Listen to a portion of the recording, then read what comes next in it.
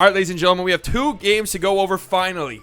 Finally, we get some good, competitive, close basketball here tonight. We're going to talk about that game here in a second. But first, I want to start with the Philadelphia 76ers Atlanta Hawks Game 2. Philadelphia gets a huge win. They pull away in a major way there towards the end of the third quarter and throughout the fourth quarter to put the game away. Thanks due in large part to Shake Milton. Going into like the last minute and a half of the third quarter, the 76ers had 0 bench points.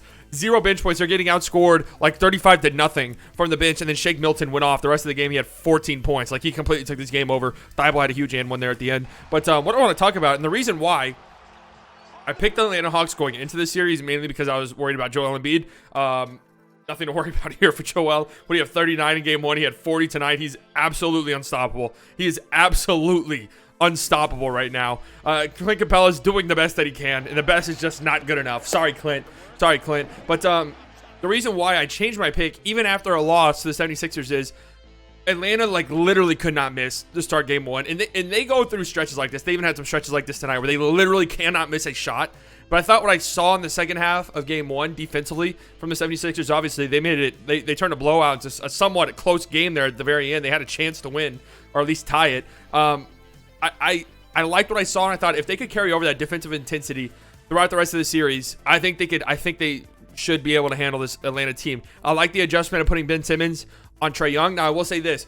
When Ben Simmons is a little over-aggressive and likes to pick up Trae Young at like half court, Trae Young is way too quick for Ben Simmons. He'll just blow right past him, and it'll be an easy floater, or it'll be a lob up to Capella or John Collins or whatever. It's way too easy. But if he backs off, right, because Ben Simmons is lengthy enough to where he can give Trae some space and still contest on deep threes. We saw one, he had a ridiculous block where Trae was pulling up from deep, and Ben Simmons started inside the three-point line and somehow covered enough space, and he's lengthy enough, was able to block the shot. It was a crazy-ass block. Whenever he sagged off, it was much more effective. And you could tell Trae was just not very comfortable with the looks he was getting from the Sixers defensively tonight. He finished with 21 points on 6 of 16 shooting, 11 assists. That's good and all. But 4 turnovers, and 1 of 7 from deep. I just don't think Trae really had that great of a game, at least by Trae standards, from what he's done so far in this postseason. But they got huge production from their bench. They had 41 combined from Gallinari and Kevin Huerter. Kevin Huerter was 8 of 8 at one point in this game. Literally could not miss. And for the Sixers, again, Joel's just an unstoppable force. I just really like what I saw defensively from this Sixers team. It was just smothering defense. They forced 17 turnovers. 17. And they also blocked 8 shots.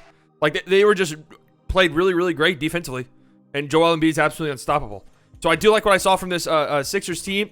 And, I'm not counting the Hawks out at all yet. But, again, if the Sixers can just carry, what they've been doing defensively over the past 6 quarters of basketball, then I really like their chances in this series. Of course, we are going back to Atlanta. Atlanta, as a lower seed, took care of business. They did their job by stealing home court advantage. We'll see if Philadelphia can do the same on the road in Atlanta on Friday night. Now we have, I can't believe this is true, but it is. Thank you to Charlie, my statistician in chat. This Utah Jazz Clippers game, 112-109, the Jazz win, crazy game. This is the first game that has been decided by 1 possession since the second day of the playoffs, Sunday. The second day of the playoffs, Utah Jazz, Memphis Grizzlies, game 1. This is the first game since then to be decided by 1 possession. That seems almost unbelievable. But what a weird game, man. The Jazz literally started this game ice fucking cold from the field.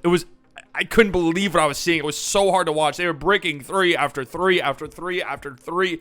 I was like, dude, what are these guys doing? Jordan Clarkson, I think, started the game 0 of 7, something like that. He finishes 6 of 18 with 18 points. Still not the most efficient nights. Jordan Clarkson's shot selection is the most hilarious thing I've ever seen. But when they go, they go. And he goes on these runs, though, right?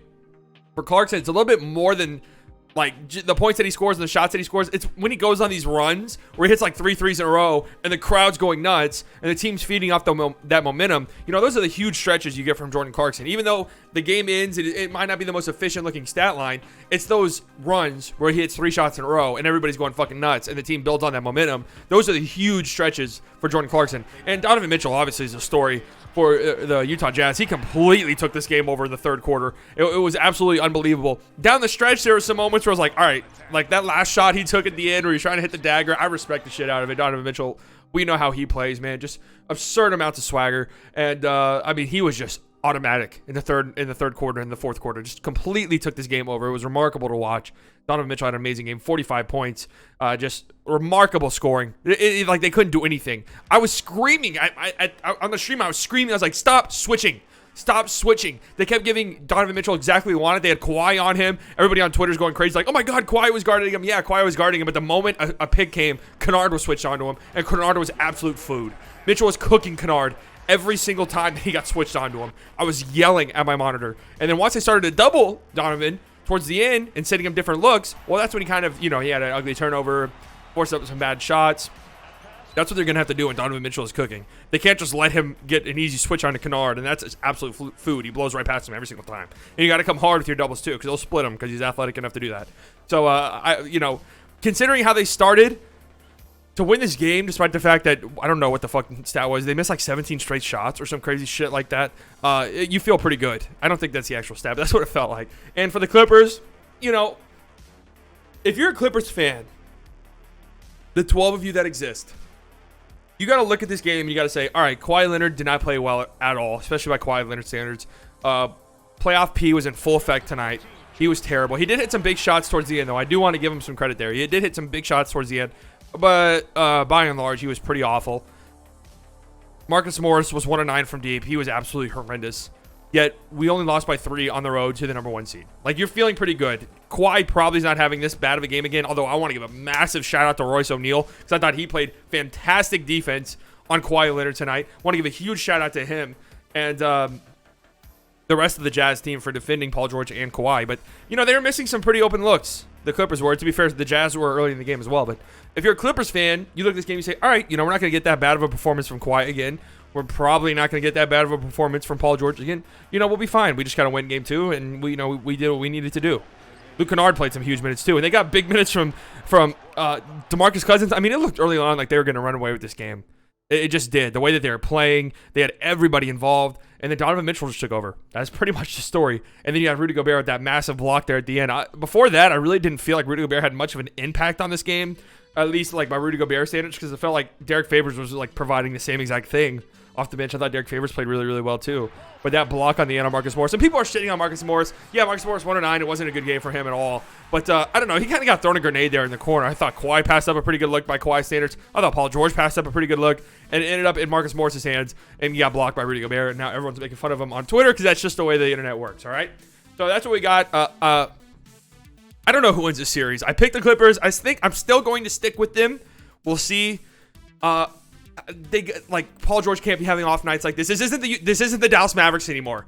Okay, this isn't the Dallas Mavericks. You don't have Boban as your paint protector. It's Rudy Gobert. It's Derek Favors. You have Royce O'Neal as your wing defender. It's not Maxi fucking Kleba. It's Royce O'Neal. This is a completely different beast. So they're gonna have to pick it up. They can't be having off nights, right? And I don't want to say they have to play perfect. I don't think they do. I mean, they played nowhere near perfect tonight and almost won. But you're gonna have to have Kawhi Leonard and Paul George step up. You just are. And then you're going to have to get like at least a couple of good role performances from your role guys. I mean, tonight you had really good performance from, I thought Zubac played really well. Again, Kennard played really, really good. Reggie Jackson was making it rain again. But, you got to win game 2. You got to win game 2. I think if they go down 0-2, they might be fucked. All right, tomorrow we have one game. It is the Denver Nuggets and the Phoenix Suns. Game 2, Nuggets need that one badly. Congratulations, Nikola Jokic. MVP was awarded the award today. Much deserved. I think he should have been unanimous. Derrick Rose got a vote. Excuse me? Why do the fans have a vote? What is that? Why do fans have a vote? And why is this the first I'm ever hearing of a fan having a vote? Makes no sense. All right, I will see you guys tomorrow. Peace out. Enjoy the rest of your night. Goodbye.